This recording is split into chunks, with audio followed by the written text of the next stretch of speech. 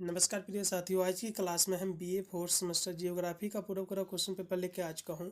ये question paper आपका DBRAO का है। आगरा विश्वविद्यालय में यही पेपर अभी जस्ट कराया गया है, जस्ट कल। काफ़ी स्टूडेंट की डिमांड थी कि सर जो है इसके आप आंसर की प्रोवाइड कीजिए, तो आज की क्लास में हम BA फोर्थ सेमेस्टर जियोग्राफी के आंसर की प्रोवाइड कर रहे हैं। इसलिए सभी विद्यार्थी अपना आंसर की मिलाएंगे और साथ में जितने भी विश्वविद्यालय भी बचे हुए हैं जिनका एग्जाम आने वाले समय में लगा है, तो इन सभी विश्वविद्यालय के लिए बहुत ही महत्वपूर्ण साबित होगा ये पूरा क्वेश्चन पेपर। ये क्वेश्चन पेपर आपका जियोग्राफी का पेपर, आपका टाइटल है आपका जो है इकोनॉमिक जियोग्राफी। इसमें आपको पढ़ना था। 2 घंटा आपका समय दिया गया था। पूरा पेपर आपका जो 75 नंबर का आया था, इसमें टोटल आपके 100 क्वेश्चन आपके पूछे गए थे, जिसमें से केवल 60 क्वेश्चनों का ही उत्तर आपको जो है देना था। आशा करता हूँ सभी विद्यार्थियों ने जो है सभी प्रश्नों के उत्तर सही करके आए होंगे। इसका पहला क्वेश्चन देखिएगा। इसका पहला क्वेश्चन आपकी स्क्रीन पे आ चुका है कि आर्थिक भूगोल पर्यावरण के संबंध में मानव के आर्थिक जीवन से संबंधित है। ये जो परिभाषा है आर्थिक भूगोल की, ये परिभाषा किसने दिया था? क्योंकि जो है ये परिभाषा तो दिया था जिम्मर जो है मैन ने इसकी परिभाषा दिया था। इसमें करेक्ट होगा पहला। अगला क्वेश्चन भी आपका है 2 नंबर की आर्थिक भूगोल का जो है एक उपशाखा है। तो आर्थिक भूगोल जो है किसकी एक जो उपशाखा है? तो कहोगे मानव भूगोल की। इसमें का सी। अगला क्वेश्चन भी आपका है 3 नंबर कि निम्नलिखित में से जो है कौन सी क्रिया प्राथमिक आर्थिक जो है क्रिया आपको बताना है? तो इसमें कृषि है, एग्रीकल्चर। इसमें का बी। फिर अगला क्वेश्चन आपका 4 नंबर कि स्वास्थ्य जो है किस प्रकार की आर्थिक क्रिया है? तो स्वास्थ्य जो है ये जो है तृतीय क्रिया है। 4 नंबर क्वेश्चन का जो राइट होगा आपका सी। फिर अगला क्वेश्चन आपका सबसे बड़ा जो संसाधन क्या है आपको ये बताना है। तो सबसे बड़ा जो संसाधन है वो है मानवीय ज्ञान। ठीक है, इसमें का डी। अगला क्वेश्चन भी आपका है 6 नंबर कि निम्नलिखित में से जो है कौन सा जैविक संसाधन है आपको ये बताना है। 6 नंबर की यदि हम बात करें जैविक संसाधन कौन सा है, तो इसमें जो हो जाएगा आपका कोयला। ठीक है, इसमें का सी। 6 नंबर का सी। अगला क्वेश्चन भी आपका संसाधन का आधार क्या है? तो संसाधन का जो आधार है वो क्या है? तो इसका जो आधार है मनुष्य की आवश्यकताएं होती है। इसमें का डी। अगला क्वेश्चन भी आपका 8 नंबर की जो है आर्थिक भूगोल में जो है शामिल किया जाता है। तो आर्थिक भूगोल में क्या शामिल किया जाता है? तो इसमें जो है सभी चीज़ें शामिल होती हैं, प्राथमिक क्रिया, द्वितीय क्रिया और जो तृतीयक। इसमें का डी। अगला क्वेश्चन भी आपका है 9 नंबर कि जो है द्वितीयक आर्थिक क्रिया में शामिल है। तो इसमें जो है विनिर्माण उद्योग और जो है निर्माण कार्य दोनों होंगे। इसलिए इसमें का सी। अगला क्वेश्चन भी आपका है 10 नंबर कि जो है आर्थिक भूगोल शब्द को सबसे पहले जो है किसने परिभाषित किया था? तो आर्थिक भूगोल को जो परिभाषित किया था, ठीक है, गोट्स ने किया था, गोटस ने। इसमें करेक्ट होगा पहला। कब किया था? 1882 में। फिर अगला क्वेश्चन आपका है 11 नंबर कि कृत्रिम बुद्धिमत्ता को किस प्रकार की आर्थिक क्रिया में जो शामिल किया जाता है आपको ये बताना है। तो इसको जो शामिल किया जाता है चतुर्थक जो क्रिया में। इसमें का डी। अगला क्वेश्चन भी आपका है 12 नंबर कि आर्थिक भूगोल का जो विषय क्षेत्र क्या है आपको ये बताना है। इसका जो विषय क्षेत्र है वो मानव भी है, आर्थिक क्रियाएं भी है, संसाधन भी है। इसलिए इसमें का डी उपरोक्त के सभी। अगला क्वेश्चन भी आपका 13 नंबर है आर्थिक भूगोल के किस जो है उपागम को जो है समान विषय जो है वस्तुपरक जो है उपागम कहते हैं। तो किसको कहते हैं? कहोगे जो है क्रमबद्ध उपागम को। इसमें करेक्ट होगा बी। फिर आपका है 14 नंबर क्वेश्चन के संसाधन जो कितने इसके संघटक होते हैं आपको बताना है। तो संसाधनों के जो संघटक होते हैं वो होते हैं 3। ठीक है, नेचुरल जो है मैन मेड और जो ह्यूमन। इसमें का 3 होते हैं। इसमें का बी। फिर अगला क्वेश्चन का है 15 नंबर कि वे संसाधन जिसमें जो जीवन मिलता है, वे संसाधन जिसमें जीवन मिलता है वो आपके जो जैविक संसाधन होते हैं। ठीक है, अगला क्वेश्चन भी देखो कि संसाधनों की वर्गीकरण का आधार क्या है? तो उपयोगिता, उपलब्धता, तन, ये जो है तत्व एलिमेंट ये सभी होंगे। इसलिए इसमें का डी। अगला क्वेश्चन भी आपका है 17 नंबर कि विरल जो है संसाधन का उदाहरण क्या आपको बताना है। तो विरल संसाधन क्या होता है पहले समझ लो कि विरल संसाधन है क्या। ठीक है, जिसको हम अनवीकरणीय स्रोत भी कह सकते हैं, जिसको पुनः प्राप्त नहीं किया जा सकता है। इसमें देखो जल और जो है मिट्टी और जो है वनस्पति इसको प्राप्त किया जा सकता है, लेकिन हीरा को दोबारा प्राप्त नहीं किया जा सकता है। इसमें का पहला। अगला क्वेश्चन भी देखो कि जो है अन्य जो है संसाधन का उदाहरण क्या है। तो ये भी जो है ये क्या है? ये गैर नवीकरणीय ये भी संसाधन है जिसको पुनः प्राप्त नहीं किया जा सकता। तो इसमें देखो जो दिया हुआ है तो मिट्टी को प्राप्त किया जा सकता है। ठीक है, और जो आपका दिया कि क्रोपोलाइट, क्रोपोलाइट एक प्रकार का हम इसको कह सकते हैं, ये है क्या? तो ये एक प्रकार का अयस्क, ये जो है खनिज है। ठीक है, ये खनिज है तो इसको भी शायद हो सकता प्राप्त किया जा सके, लेकिन हीरा को नहीं किया जा सकता है। इसमें का जो राइट होगा इसमें का बी। अभी अगला क्वेश्चन आपका है 19 नंबर कि सामाजिक सांस्कृतिक जो है संसाधन क्या है, तो कहोगे जो है कस्बा, टाउन, गांव, एक्सप्रेसवे, सभी इसमें का डी। अगला भी आपका 20 नंबर क्वेश्चन है कि इन संसाधनों पर जो है छायापुंज सिद्धांत किसने दिया था, आपको ये बताना है। तो ये जो सिद्धांत दिया था, ठीक है, जिम्बरमैन ने दिया था। इसमें का पहला। अगला क्वेश्चन भी आपका 21 नंबर के संसाधन जो प्रबंधन क्या है, संसाधन प्रबंधन क्या है, तो जो है संसाधनों का जो है अनुकूलतम उपयोग भी है और जो है संसाधन सर्वेक्षण भी है और संसाधनों का जो है संरक्षण भी, इसलिए इसमें कहोगा डी उपरोक्त के सभी। अगला क्वेश्चन भी आपका है 22 नंबर कि जीवाश्म संसाधन के उदाहरण क्या आपको बताना है। तो जीवाश्म संसाधन के जो उदाहरण है पेट्रोलियम, इसमें का बी। अगला क्वेश्चन भी आपका है 23 नंबर कि हैंड बुक आप जो है कमर्शियल जियोग्राफी, ये जो पुस्तक है इस पुस्तक के लेखक कौन है, तो कहोगे जो है चिसोस, ठीक है, चिसोल्म है। कौन है, कहोगे चिसोल्म है, इसमें का डी, ठीक है, चिसोल्म। अगला ऑप्शन भी आपका है 24 नंबर कि निम्नलिखित में से जो है कौन सी आर्थिक भूगोल की जो शाखा नहीं है, ठीक है। तो आर्थिक भूगोल, आर्थिक भूगोल में जो हम विपणन भूगोल भी अध्ययन करते हैं, वाणिज्य भूगोल भी, अधिवास भूगोल भी, लेकिन इसमें मानव भूगोल हम अध्ययन नहीं करते हैं, इकोनॉमिक जियोग्राफी में, इसलिए इसमें का सी। फिर आपका 25 नंबर क्वेश्चन के निम्नलिखित में से जो है आर्थिक भूगोल की भौतिक संकल्पना क्या है, आपको ये बताना है। तो इसकी जो भौतिक संकल्पना है वो इसमें कि जो है संसाधन की संकल्पना भी है, संसाधन प्रबंधन की संकल्पना भी है और संपोषीय विकास, ठीक है, सभी होंगे, इसलिए इसमें का डी। झूम कृषि की विशेषता क्या है, तो ये जो फसल चक्र है, ठीक है, इसमें का डी, 26 का डी। अगला भी आपका है 27 नंबर क्वेश्चन कि विश्व में जो कृषि प्रदेश का प्रमुख विभाजन जो संबंधित है, तो किससे संबंधित है। 27 की हम बात करें तो ये संबंधित आपकी जो वेट कृषि से है, इसमें का बी। फिर 28 नंबर क्वेश्चन कि उष्ण कटिबंधीय वर्षा वनों में जो है शामिल है, तो इसमें जो है क्या शामिल है, तो इसमें रबड़, महोगनी, ठीक है, कटापार्चा, सभी इसमें करेक्ट होगा आपका डी।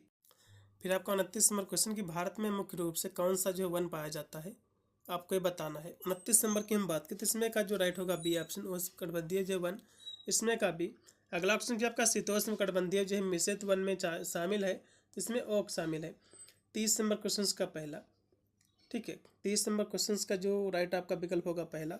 अगला क्वेश्चन भी आपके स्क्रीन पे आ चुका है जो कि है 31 नंबर क्वेश्चन कि सबसे कम जो है वन किस महाद्वीप में पाया जाता है। तो सबसे कम जो महाद्वीप पाया जाता है वन, और ठीक है वो ओशियाना में पाया जाता है, ठीक है, ओशनिया में पाया जाता है, इसमें का राइट होगा आपका सी। सबसे अधिक मछली उत्पादन जो है कहाँ होती है, तो समुद्र में होती है, ठीक है। बैंक जो है क्या है आपको बताना, तो बैंक जो है प्रमुख मछली उत्पादन क्षेत्र होता है, इसमें का भी। मछलियों का प्रमुख भोजन क्या है, मछलियों का प्रमुख भोजन क्या, तो कहोगे जो है प्लैंकटन है, इसमें का राइट होगा आपका सी ऑप्शन। अगला ऑप्शन पे आपका 35 नंबर के विश्व के 3 बड़े मछली उत्पादन जो है देश का नाम आपको बताना है, तो जो है चीन, इंडोनेशिया और भारत, इसमें का पहला। 35 नंबर क्वेश्चन का पहला होगा।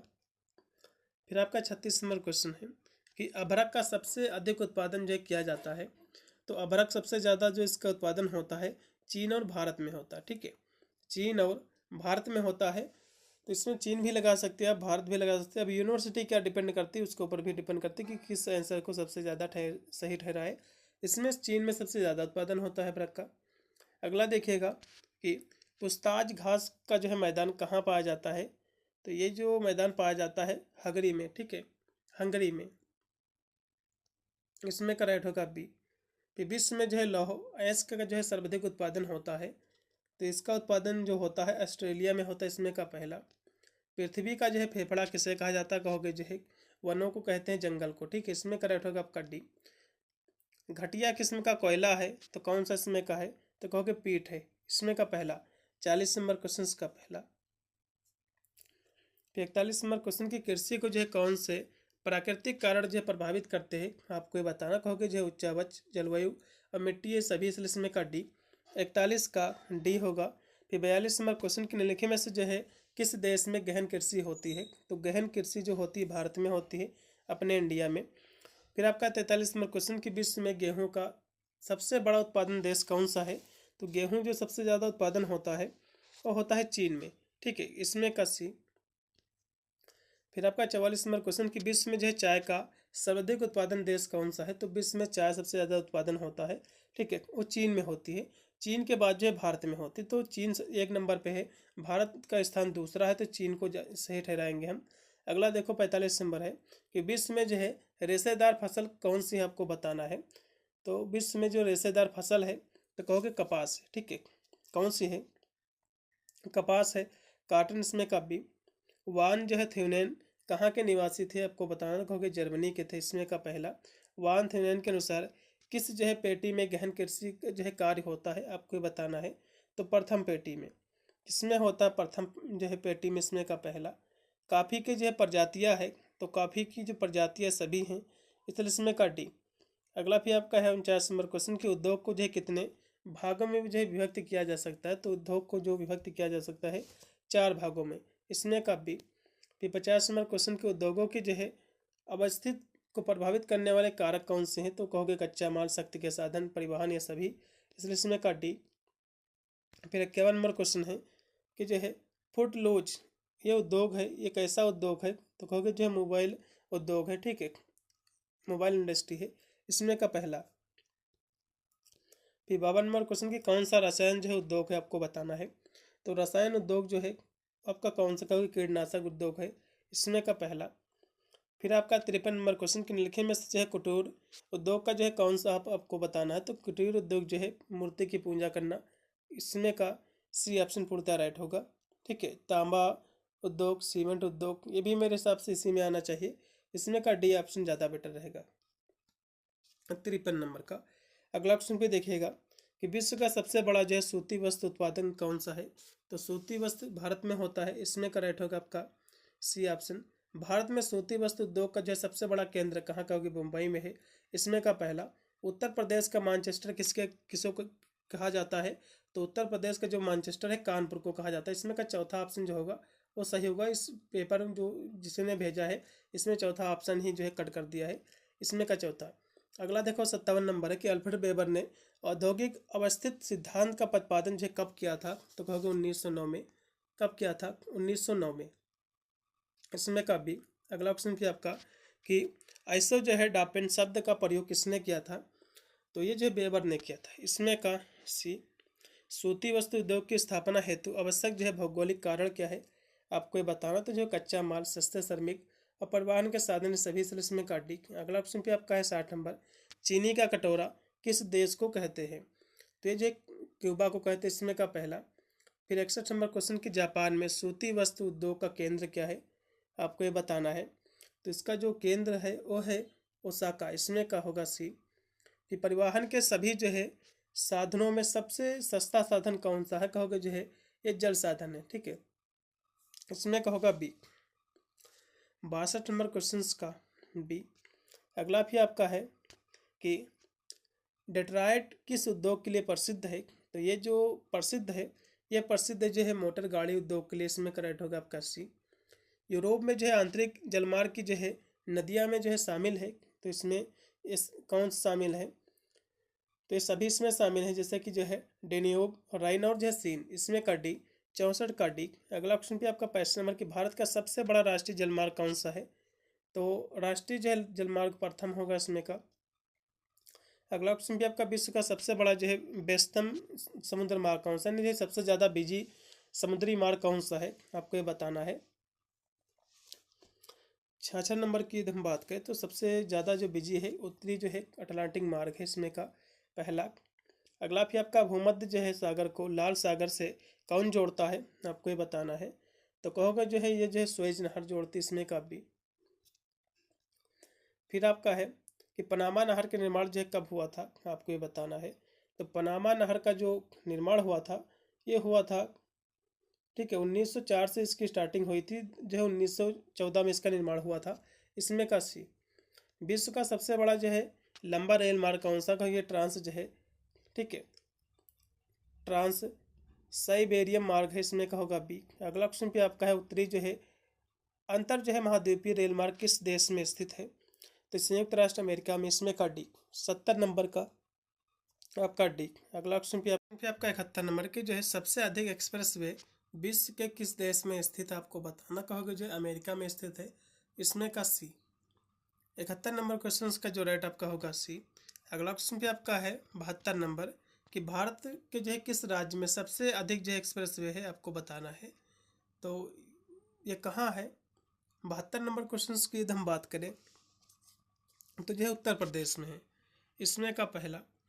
अगला क्वेश्चन भी आपका 73 नंबर की जो है रेल मार्ग को जो है प्रभावित करने वाले कारक क्या है? कहोगे जो है समतल, धरातल, पूंजी, आर्थिक विकास, ये सभी, इसलिए इसमें का होगा डी। WTO का पूरा नाम क्या है? तो कहोगे जो है वर्ल्ड ट्रेड ऑर्गेनाइजेशन, इसमें का बी होगा। और इसी के जो है वर्ल्ड ट्रेड ऑर्गेनाइजेशन की स्थापना कब हुई थी? कहोगे 1995 में। 75 नंबर क्वेश्चन का रेट होगा 1 जनवरी 1995। अगला भी आपका है विश्व व्यापार संगठन में शामिल किया जाता है, तो इसमें व्यापार, बैंकिंग, ये सभी, इसलिए इसमें का डी। फिर आपका 77 नंबर क्वेश्चन कि जो है निम्नलिखित में से कौन सा देश जो है विश्व व्यापार संगठन में जो है शामिल नहीं है?